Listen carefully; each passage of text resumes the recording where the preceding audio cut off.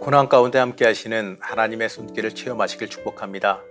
오늘 함께 보실 하나님의 말씀은 욥기 7장 20절에서 21절 말씀입니다. 사람을 감찰하시는 이여, 내가 범죄하였던들 주께 무슨 해가 되오리이까? 어찌하여 나를 당신의 관역으로 삼으셔서 내게 무거운 짐이 되게 하셨나이까? 주께서 어찌하여 내 허물을 사하여 주지 아니하시며 내 죄악을 제거하여 버리지 아니하시나이까? 내가 이제 흙에 누우리니 주께서 나를 애써 찾으실지라도 내가 남아있지 아니하리로다. 오늘도 매일 말씀 묵상과 함께하는 모든 성도님들을 축복합니다. 여러분은 너무나 억울하고 고통스러운 일을 당해서 밤새 잠을 이루지 못한 적이 혹시 있으십니까? 지금 욥이 그렇습니다.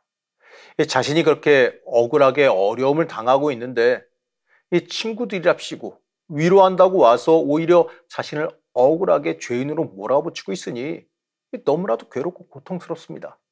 오늘 6장과 7장을 한꺼번에 묶어 살펴보겠습니다. 이 두 장이 엘리바스에 대한 욥의 응답을 담고 있기 때문이지요.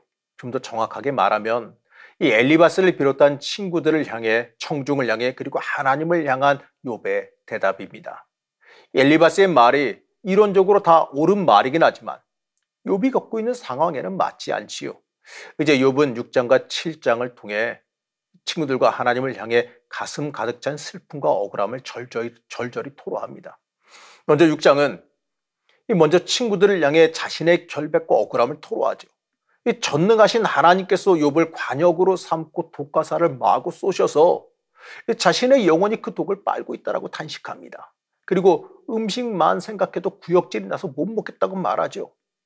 사람이 극심한 고통과 고난에 처하면 먼저 입맛부터 떨어지기 마련입니다.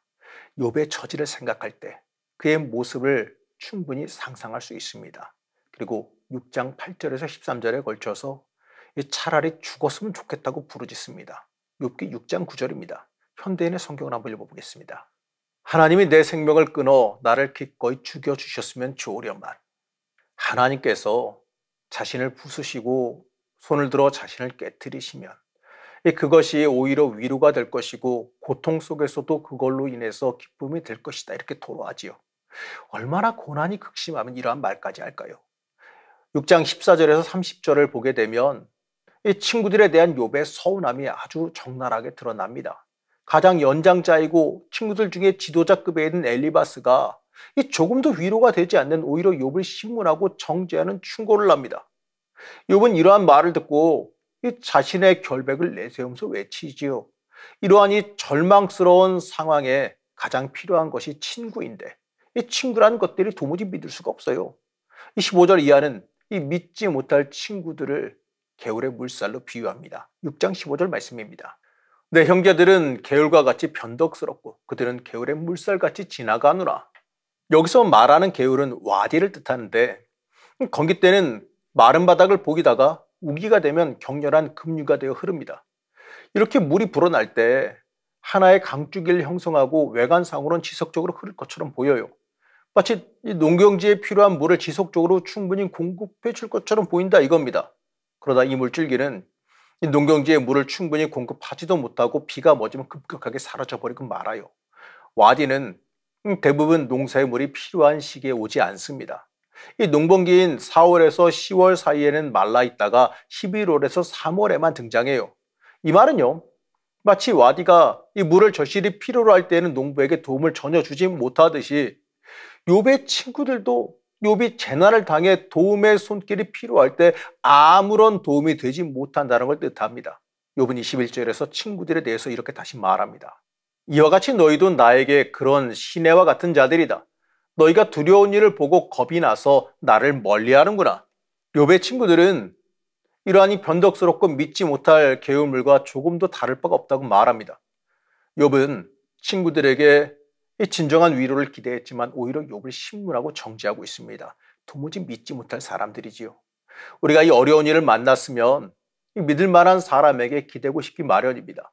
하지만 결국에는요, 믿을 사람 하나 없다는 걸 알게 돼요. 이게 진리입니다. 어려움 가운데 세상 속에서 우리가 바라볼 건 없어요. 그렇기 때문에 욥은 서운한 마음을 퍼붓습니다. 내가 너희들어 이건 내놓아라 저것 내놓아라 한 적이 있느냐? 내가 너희들 돈을 들여서 내 목숨을 살려달라고 말한 적이 있느냐? 이렇게 라고 내가 너희에게 요구한 것이 하나도 없다는 것을 말합니다. 그러면서요, 이 7장에는 하나님을 향해 자신의 아픔을 토해냅니다. 적어도 욥이 생각하기에 자신은 아무 잘못도 없이 무고하게 엄청난 고난을 당하고 있습니다. 그러니 왜 이런 고통을 주시는가 항의를 하고 있는 거죠. 7장 11절을 보게 되면 욥은 더 이상 입을 다물고 있을 수 없다라고 말합니다. 그러므로 내가 침묵을 지키지 않고 내 괴로움을 말하며 내 영혼의 슬픔을 털어놓아야겠습니다. 참는 것도 한계가 있지. 분하고 억울해서 자신의 불평과 불만을 다 주님께 토하겠다는 겁니다. 그러면서 차라리 죽는 것이 낫겠다라고 하소연하죠. 이 장면에서 엘리야가 이 로뎀 나무 아래에서 차라리 죽었으면 좋겠다라고 하나님께 절규하는 모습이 떠오르기도 합니다. 열왕기상 19장 4절 말씀입니다. 하루 종일 혼자 광야로 들어가 쌀이나무 아래에 앉아서 죽기를 바라며 이제 더 바랄 것이 없습니다. 내 생명을 걷어가소서. 내가 내 조상들보다 나은 것이 아무것도 없습니다 하였다. 어떻습니까? 욥의 지금 모습과 비슷하지 않습니까? 욥은 이제 7장 20절에서 21절에 걸쳐서 이렇게 항변합니다. 사람을 살피시는 주여, 내가 범죄하였다고 해도 그것이 주께 무슨 해가 됩니까? 어째서 나를 관역으로 삼으셨습니까? 내가 그처럼 주께 부담이 됩니까? 어째서 주는 내 허물을 용서하지 않으시고 내 죄를 씻어주시지 않으십니까? 나는 곧 죽어 흙에 눕게 될 것입니다. 그땐 주께서 나를 찾아도 내가 이미 사라지고 없을 것입니다.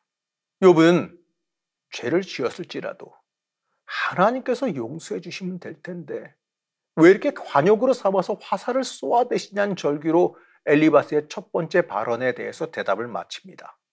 사랑하는 성도 여러분, 우리는 오늘 말씀에서 두 가지를 생각해 볼 수가 있습니다. 먼저 어려움에 처한 사람을 어떻게 돕느냐 이겁니다.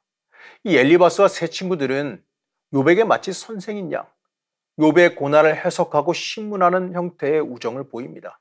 이러한 방식은 이 극심한 고통 속에 있는 사람에게 위로가 될 수 없습니다. 그리고 이 방법은요, 하나님의 방법도 아니에요. 우리가 어려움에 처한 사람에게 정죄하고 군림하는 것은 절대로 옳지 않습니다. 이 정죄와 판단은 하나님만 하실 수 있습니다. 우리는 어려움에 처한 사람에게 위로를 해주고 그의 아픔을 살펴주는 것이 우리의 임무라는 것을 깨달아 알아야 됩니다. 그리고 나머지는 하나님의 영역이니 하나님께 맡겨야죠. 우리도요, 혹시 우리의 좋은 친구들이 이러한 고난을 당했을 때 이 엘리바스와 같은 입장을 보이지 않았는지 다시 한번 살펴봐야 됩니다. 그리고 또 살펴봐야 되는 게 있는데 우리가 이러한 고난을 만났을 때 하나님 앞에 더 솔직해져야 된다는 겁니다. 우리가 때때로 신앙생활을 할 때 어려움을 겪을 때 묵묵히 가만히 있는 것보다 이처럼 격렬한 항의를 통해 하나님께 더 가까이 다가설 수 있음을 깨달아 알아야 됩니다. 오늘 말씀 속에 욥은 욥기 초반에 인내하고 겸손했던 모습과는 좀 다르죠. 물론 욥기 초반에 욥의 그 의연하고 한결같은 순전한 믿음이 참 아름답게 느껴졌습니다. 하지만 저는요, 오히려 지금이 더 인간미가 더 있어 보여요. 이 고난을 당해 괴롭다고 하나님께 토로하는 그 욥의 모습은 하나님 앞에서 솔직한 모습입니다. 우리는 이 모습이 오히려 하나님께 우리를 가까이 다가가게 만든다는 걸 깨달아 알아야 됩니다. 사람은 속일 수 있을지는 몰라도 하나님을 속일 수는 없지요. 그렇기 때문에 어떠한 일을 당하더라도 우리의 속마음을 하나님 앞에 솔직하게 내어놓을 때 더 성숙한 믿음으로 발전하게 됩니다. 그리고 그 고난을 당했을 때 그것을 해결할 수 있는 것은 믿을 만한 친구도 아니고 세상적인 도움도 아닙니다. 오직 하나님만이 모든 것을 해결해 주실 수 있습니다. 우리도 고난 앞에서 하나님께 솔직해져야 됩니다. 고난을 당할 때 하나님 앞에서 괜찮은 척 하지 말아야지요.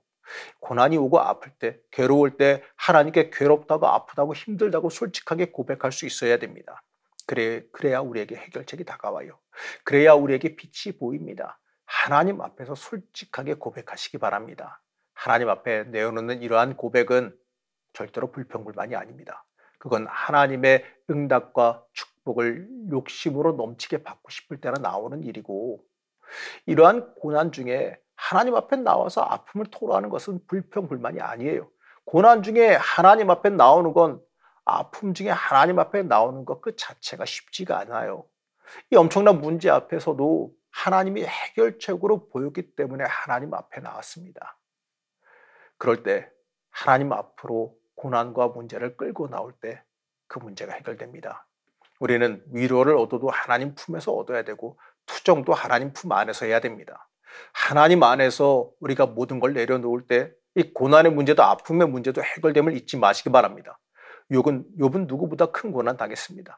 욥이 지금 느끼고 있는 고난은 우리가 당하고 있는 고난에 비교할 수 없을 정도로 극심한 고난입니다. 그런 중에도 욥은 하나님 앞을 떠나지 않았어요. 이 죽을 정도로 힘들다고 차라리 죽는 것이 더 좋을 뻔했다고 말할 정도로 과격하긴 했지만 그래도 하나님 앞에 나와서 하나님 앞에 토로하는 이 모습을 우리는 주목해야 됩니다. 사랑하는 성도 여러분, 고난 중에 소망을 어디에 두고 계십니까? 고난 중에 혹시 절망에 빠져들으셨습니까? 고난 중에 절망에 빠져들지 마시길 바랍니다. 고난 중에 그 아픔을 하나님 앞에 토해 놓으시기 바랍니다. 하나님 앞에 나와서 맡기시기 바랍니다. 고난 중에 우리는 하나님 앞에 내려놓고 맡겨야 됩니다. 그리고 그 고난 중에 하나님 앞에 철저히 매달려야 됩니다. 그럴 때 문제 해결도 있을 것이고 소망도 함께 임할 것입니다.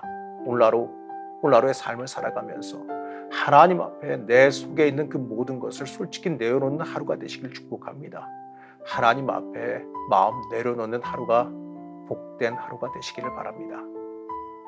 우리 잊지 않으시고 고난 중에 함께 하신 하나님, 우리가 삶을 살아가면서 여러 가지 고난을 만납니다.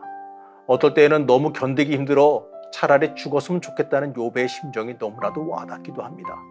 하나님, 이럴 때 우리가 소망을 잃지 않게 하여 주옵시고 하나님 앞으로 나와서 하나님 앞에 우리의 마음을 토해놓을 수 있게 허락하여 주시옵소서. 고난 중에 하나님 기억하게 하여 주시고 하나님 앞에 매달릴 때 하나님께 내 아픔과 어려움을 내려놓고 매달릴 때 평안과 문제 해결을 주실 줄로 믿습니다. 오늘 하루의 삶이 하나님 앞에 나를 다 내어 맡기는 삶이 되기를 소망합니다. 위로하여 주시고 우리에게 새 소망이 넘치게 하시길 원하오며 예수님의 이름으로 간절히 기도드렸습니다. 아멘.